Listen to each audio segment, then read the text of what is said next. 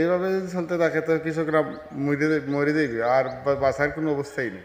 আমাদের এখানে দেখছেন বেগুন খেতে কি আর জায়গায় আমার 60 থেকে 70 হাজার টাকা খরচ হয়ে গেছে। এখন বাজার বর্তমানে এখন চলে 10 টাকা 8 টাকা। এইভাবে বাজার চললে তো আমরা বস গাড়ছি। আমাদের 70 হাজার টাকা খরচ হয়েছে, এইখানে তো 10 হাজার টাকা মাত্র বিক্রি করছি, পুরোটা খেতে মেয়ে রয়েছে। দর্শক, আপনারা দেখতে পাচ্ছেন এই মুহূর্তে আমি রয়েছি কমলগঞ্জ আদমপুর সোনগাঁও গ্রামের বেগুন ক্ষেতে। আমরা লক্ষ্য করে দেখেছি সেই কয়েক বাজার ধরে পাইকারি এবং খুচরা বাজারে একই মূল্যে বিক্রি করা হচ্ছে। এদিকে কৃষকের ঘাটতি বলে জানিয়েছেন সোনগাঁও গ্রামের বেগুন ক্ষেতের মালিক সালাউদ্দিন মিয়া। কারণ দীর্ঘ কয়েক বাজার ধরে 10 টাকা কেজিতে বিক্রি করতে হচ্ছে এই বেগুন। এই বেগুন ক্ষেতের জন্য অনেক টাকা ব্যয় করা হলেও তার মূল্য উঠছে না। এখন বর্তমান বাজার কিন্তু 10 টাকা কেজি করে বিক্রি করতে হয়। এদিকে সালাউদ্দিন মিয়া বলছেন যে 10 টাকা কেজি যদি হয় তাহলে আমাদের অনেকটা ঘাটতি পড়ে যাবে।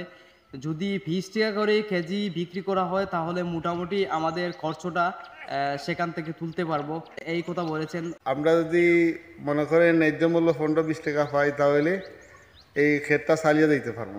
আর যদি 15-20 টাকা না বেচতে পারি তাহলে তো কৃষকরা অর্ধেক টাকাও পাবে না। এই কৃষকের তো ন্যায্য মূল্য পাইল না।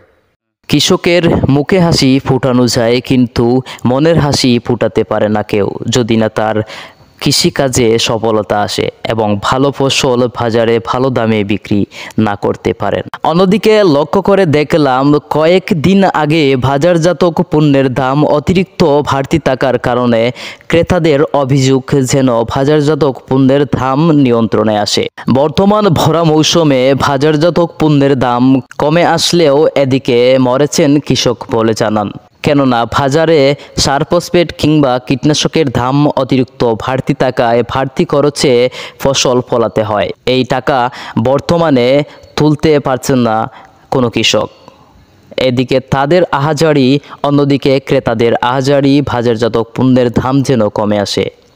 10 টাকা বিক্রি করা হচ্ছে বর্তমান বাজারে বেগুনের কেজি, কিন্তু 10 টাকা বিক্রি করে ন্যায্য মূল্য পাচ্ছেন না বলে দাবি জানিয়েছেন কৃষকরা।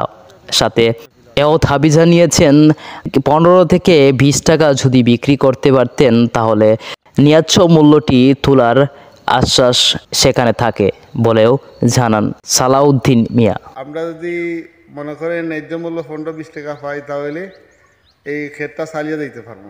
এদিকে রয়েছে সোনগাঁও গ্রামের বিভিন্ন জায়গায় বিভিন্ন সবজি ক্ষেতের ধরন, যেমন আগের তুলনায় বাজারজাত পণ্যে অনেকটাই কমে যাচ্ছে। এতে